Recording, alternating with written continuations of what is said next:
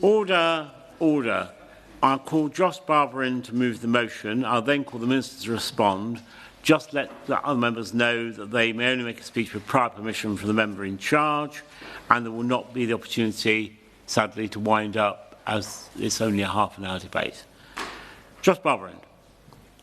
Thank you so much, Sir John. Great to serve under your chairship. I've deliberately avoided the green suit that I know isn't your favourite for my wardrobe today, so I hope that you afford me good grace in this debate.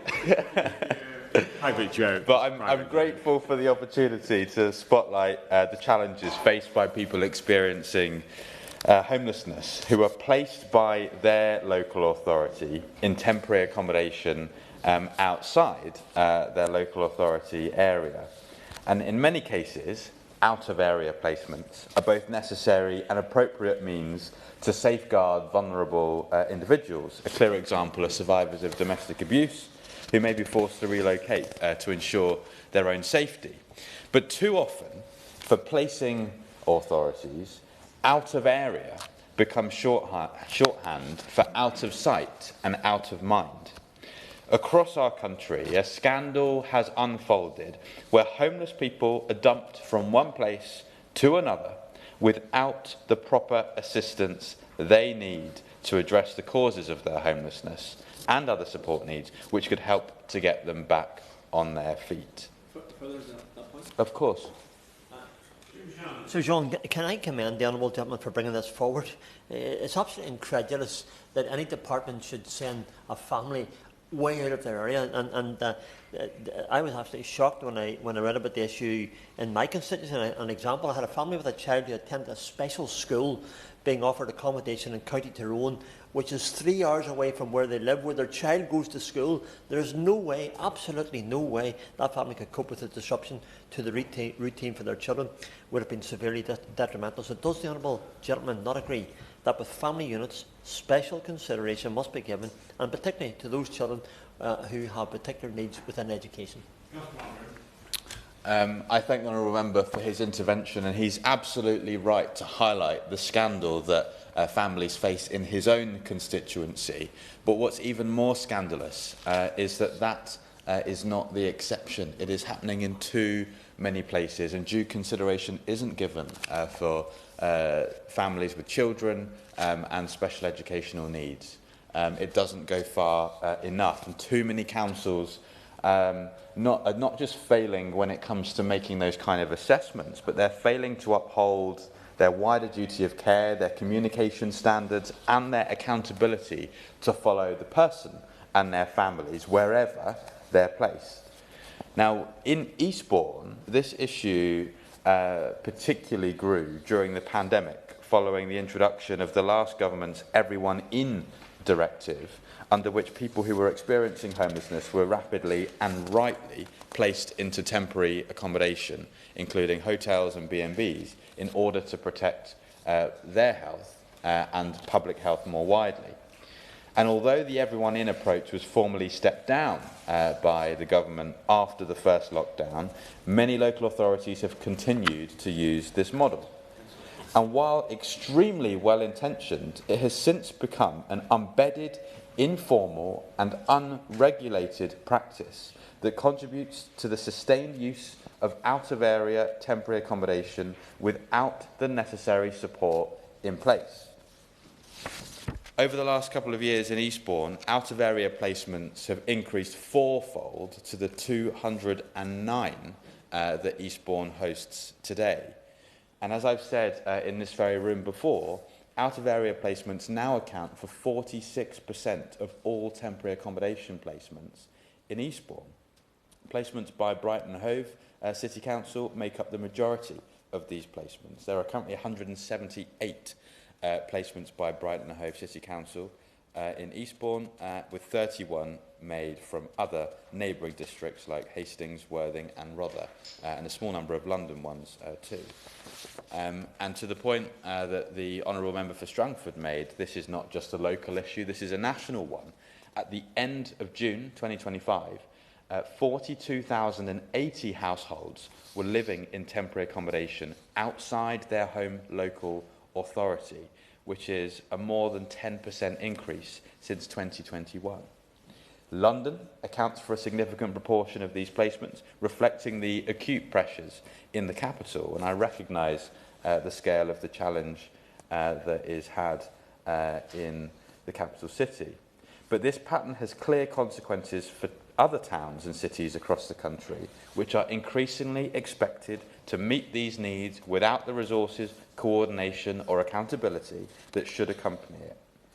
And after years of sustained pressure and negotiation by Eastbourne Borough Council, our town has finally secured somewhat more consistent notifications from placing authorities when individuals are moved into borough. But while this progress is welcome, serious information gaps remain. Too often, notifications are incomplete, with receiving authorities not provided with information on key risk factors such as histories of domestic abuse or other serious vulnerabilities, which leave frontline services without the information that they need to keep these individuals, staff and the wider community safe. And so if a duty of care is to mean anything, it must include the timely sharing of appropriate and proportionate case details across local authority boundaries to ensure that safeguarding responsibilities can be properly discharged. Of course I will. I thank the Honourable Member for giving way. This is a really important debate. One of the elements that often isn't told is the amount of out-of-area placements for 16-year-olds. What was shown last year is 1,000 care experienced children were moved away from home during the 3 months during their exams. Does the Honourable Member agree we should do everything in our power to ensure that people are able to keep their local connections as far as possible, particularly with this vulnerable group? The Honourable Lady is absolutely right to highlight the plight faced particularly by care experienced young people, and what all of the evidence tells us is that these kind of placements can have a scarring effect on individuals, pervading way into later life, which can set them up for disadvantage before they've even had a proper chance to begin. So another issue that we see is that local authorities also routinely don't notify the receiving authority when a placement has ended either, which again gets in the way of the information that's needed to have a proper picture of the temporary accommodation landscape. And the impact of this dysfunction is profound. So for people placed in Eastbourne from Brighton, I've had residents who have since gone on to live in Eastbourne who have had to make a 50-mile round trip to access the support from their home local authority, sometimes taking more than 3 hours by bus. They're often ripped away from their GP, mental health support, addiction services, and schools, as has been mentioned already by honourable members. And tragically, we've seen the fatal consequences of this broken system. In January 2023, a 25-year-old man placed in Eastbourne by Brighton Hove City Council was found dead in the accommodation that he was placed in. And in the month before his death, no welfare checks had been carried out by Brighton and Hove City Council. A scandal. Last year, 2 more people died in Wilmington Square in Eastbourne within days of each other. And in the neighbouring constituency, represented by my honourable friend and member for Lewis, in New Haven, 10 people have died in similar circumstances. This is obscene, it is immoral, and it is not fair on anyone. There is also a wider out-of-area homelessness issue that's important to acknowledge in Eastbourne. Alongside formal placements, Eastbourne has seen individuals arriving from outside the area voluntarily, including cases of people travelling from as far as the Isle of Wight to reside on the streets in Eastbourne. These are people often moving in search of safety, support and services that they believe will be available to them. But The reality, though, is that unmanaged and unsupported movement across local authority boundaries places additional strain on receiving councils and charities, particularly when there has been no coordination, information sharing or support from the originating authority. I'm very proud that Eastbourne Borough Council has been at the forefront of responding to this challenge. Amazing officers like Jamie Wainwright-Jones, who have pioneered person-centred, preventative and proactive models of support that are delivering extraordinary results. And I'm also proud of charities and initiatives like Eastbourne Salvation Army, Matthew 25 Mission, Kingdom Way Trust, Eastbourne Food Bank, Warming Up the Homeless, Feedborners, Eastbourne Street Pastors, Change Grow Live in Eastbourne, Southdown, Citizens Advice Eastbourne, YMCA Eastbourne Foyer, BHT Sussex, Absolute Angels and Food for Thought. They're just some of the organisations that have stepped into the breach.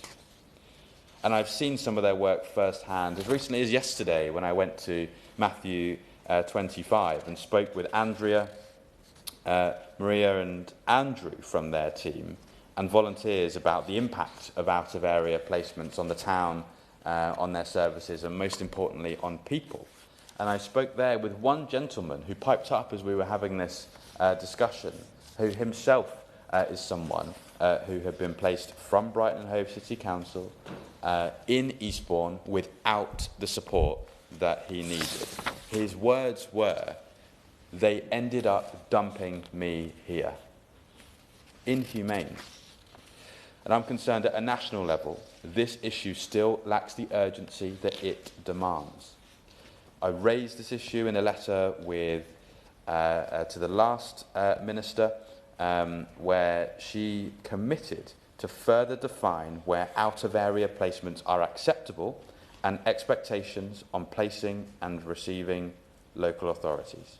I'm profoundly concerned that despite the amazing work that the minister's done to bring forward the national strategy to end homelessness, that the commitment that the last minister made was not met in that, and I have not seen it met beyond it.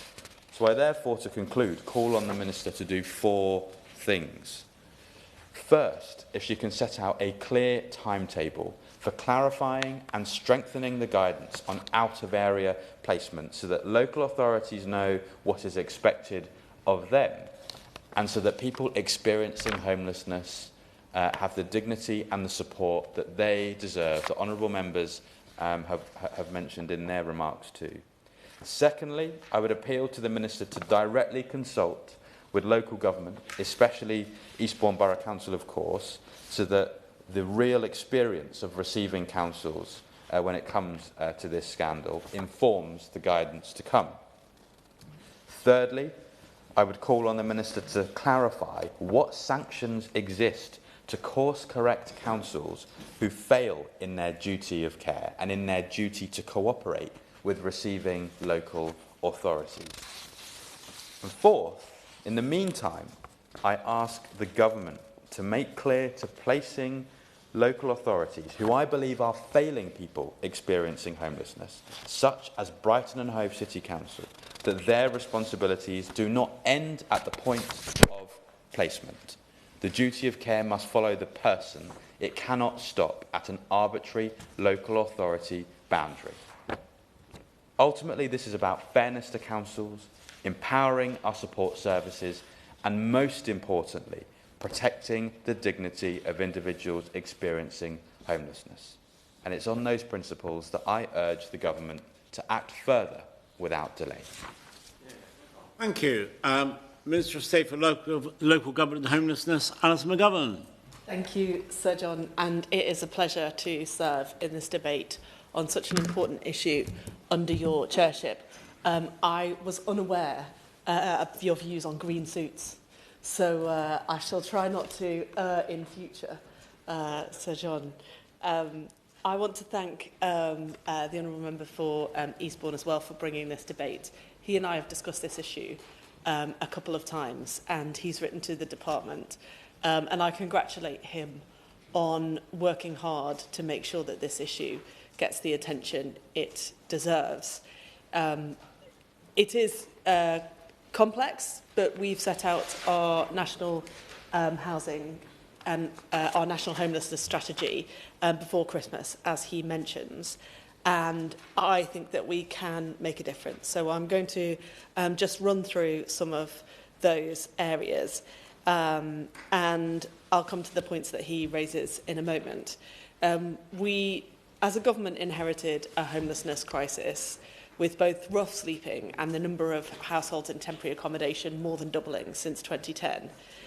These pressures stem from years of underinvestment in affordable housing and overstretched local homelessness systems, and I'm sure that he would recognise that himself. Insufficient truly affordable housing means that councils in England too often have to rely on poor quality, high cost options to house homeless households, which has a huge impact on families in temporary accommodation, and the use of temporary accommodation is at record levels. Just, I state for the record, as of June last year, 132,000 households, including 172,000 children, were living in temporary accommodation. It's shocking when you hear those numbers. That's why we're determined to put it right. And as I mentioned, our national plan to end homelessness sets out how we'll do it, committing to record investment in homelessness and rough sleeping services, and a huge boost to social housing, because in the end, the cause of all of this is not having enough homes that people can afford to pay for. So even though it will take time, our commitment to £39 billion worth of investment to build the social housing we need has got to be at the root of our response. The scale of the crisis will mean that we need to make progress over time, and there'll be a transition period as the situation stabilises and services are able to move towards longer-term prevention, rather than some of the crisis response which the Honourable Member has set out. And in our plan, we set out that sustainable change to tackle the root causes of homelessness, including the delivery of 1.5 million new homes in order, as I say, to get to the root causes. But in the medium term, whilst we're building the homes that we need, we're investing £3.5 billion in homelessness and rough sleeping services over the next 3 years, which will help councils intervene earlier and keep people in their homes, reducing the number of households entering into temporary accommodation. And in the short term, we're taking immediate action to increase the supply of good quality temporary accommodation through the £950 million Local Authority Housing Fund, and where it's needed, we're working to improve the experience for people living in temporary accommodation. And I mention that because there are two very important new goals in the National Plan to End Homelessness that I think will help the situation that the Honourable Gentleman is facing in Eastbourne. I want to see local authorities prevent homelessness and not end up in the position where they're having to place people at all, never mind out of area. Now, we're not going to be able to do that overnight, but if we can stop people becoming homeless in the first place, then this problem doesn't arise.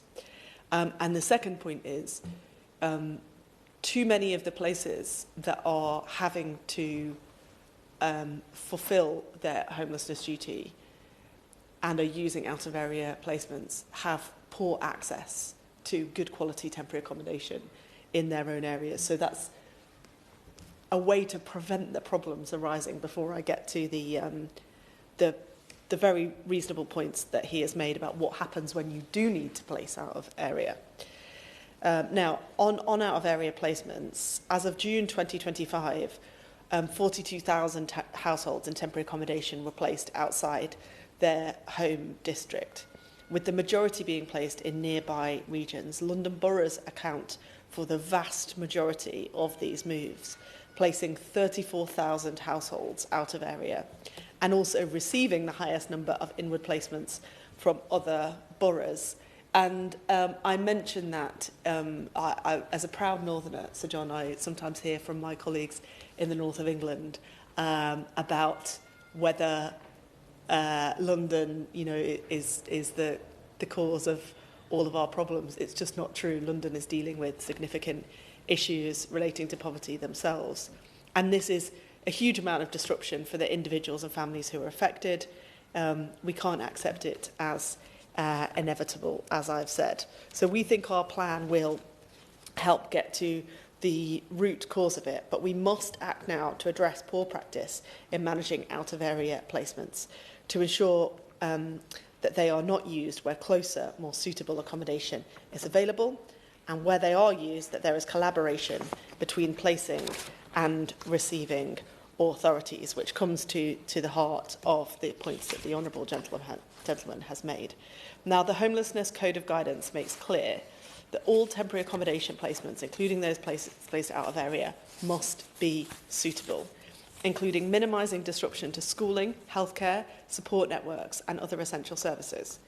The household circumstances, safeguarding and support needs must be considered, and links with schools, doctors and social workers retained wherever possible. So the guidance does what I think the Honourable Member is at the heart what he's arguing for.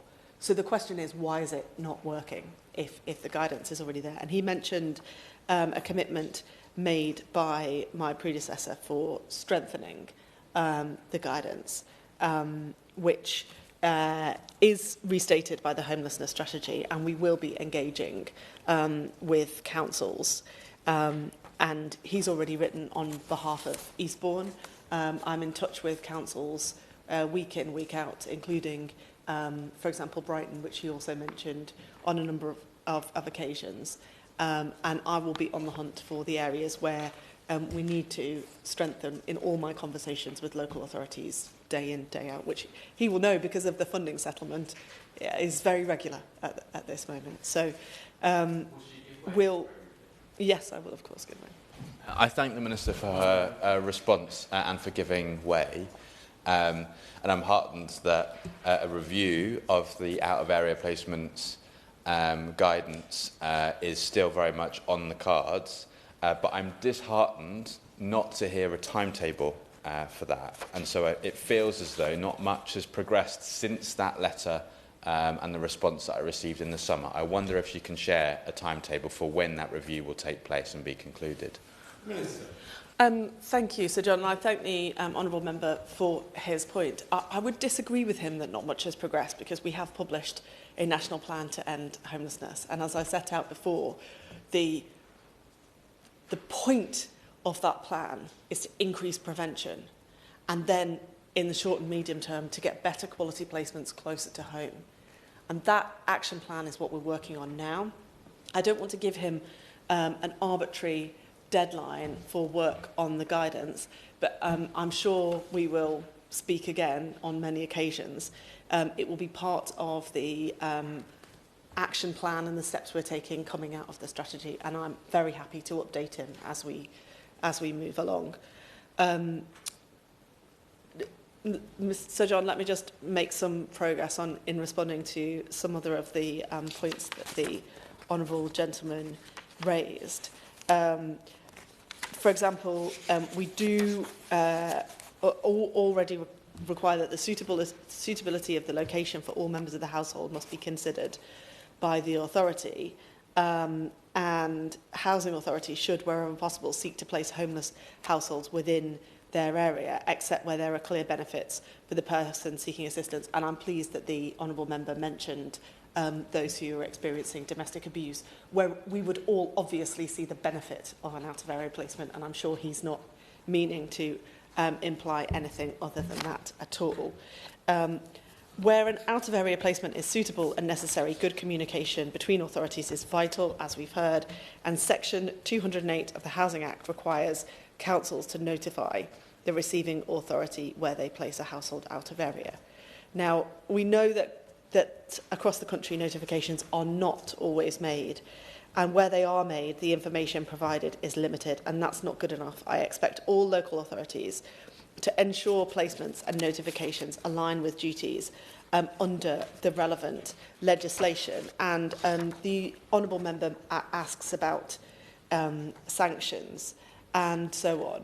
And there are clear ways in which local authorities can be held to account for the decisions they make through the Ombudsman, through Parliament and other means. We won't succeed in the goals that we have in the national plan to end homelessness without local authorities. So my role is to support them, and through the funding settlement and other things, that's what I'm trying to do. But if there are areas where local authorities have fallen down, there are clear routes through which they can be held accountable. All services have a role to play in providing the right support, and I'm delighted that we recently introduced an amendment to the Children Wellbeing and Schools Bill, which requires local housing authorities to notify education institutions, GP practices and health visiting services where a child is placed in temporary accommodation if consent is provided. And this will ensure that schools and health services have the information they need to provide proactive, practical and pastoral support where it is needed. And that amendment is a part of our strategy, as is our commitment to introduce a duty to collaborate. Because in the end, if notification and cooperation is not happening in the way it should be, I have to be honest, Sir John, I have to be honest with the honourable member. I can imagine a number of reasons why that might be, not least a decade and a half of austerity where local councils were stripped of the resources that they needed to do the job. I think that's just the real situation that they've faced. But our job collectively is to provide the systems and processes to help them do it, notwithstanding the point I just made about accountability. Oh, well, of course. I thank the Minister for giving way. I just wanted to clarify with the Minister whether or not that duty to inform also includes the 16 to 18-year-olds, which may well be placed by social services rather than by homeless teams. Thank you, Sir John, and I thank the Honourable Lady for her question. My very dedicated civil servants are just mouthing to me that they might be in care and that therefore there might be requirements from that point of view. But if it's okay with the Honourable Lady, I'll give her a detailed response to that, because of course the legal situation surrounding 16-year-olds is particularly important, and so I'll send her a full response if that's okay with her. So just to conclude, Sir John, temporary accommodation challenges are different across the country, and therefore, as I was just saying, we need to respond to the real situation that councils are facing, and as part of that and boosting the capacity that local authorities have, our emergency accommodation reduction pilots, backed by £8 million worth of investment, have effectively reduced the number of families with children in B&Bs for more than the 6-week limit by working with areas experiencing the highest pressures. And that is the approach that I really want to take to this question. Of course, for those receiving authorities, they must be able to work collaboratively with placing authorities, as we've said. But in the end, the heart of this problem are the people who are affected. I was absolutely disheartened to hear the Honourable Member's report that somebody had said to him that they had been dumped. How awful, how awful. We want people to feel like if the worst happens, that councils are there to support people and to make sure that they get back on their feet. And that's why our emergency accommodation reduction programme, with £30 million worth of funding now, increased through the homelessness strategy, will help tackle poor practice and really get us on the right road that we want to be on. In conclusion, I want to thank the Honourable Member for Eastbourne for raising these issues. As I've said a number of times, out-of-area placements should be a last resort. When they do happen, they need to be handled properly with full notification, safeguarding referrals and collaboration between councils. Overall, we are committed to tackling the drivers of homelessness, improving standards and ensuring vulnerable households get the support they need. This is a shared challenge, and I look forward to working with all local authorities, charities and members across this House to deliver the long-term solutions we want to see. And in concluding, if I might just say, Sir John, if I could ask the Honourable Member for Eastbourne, on behalf of all of us in this House, to pass our sincere thanks to the charities and organisations and individuals that he mentioned, who it sounds like are doing a very important job. Thank you. Thank you. The question is, this House has considered out-of-area placements in temporary accommodation. Does members of our opinion say aye? Aye. It's the contrary, no. I think the ayes have it. The ayes have it. Order, order. The sitting is suspended until 2:30 p.m.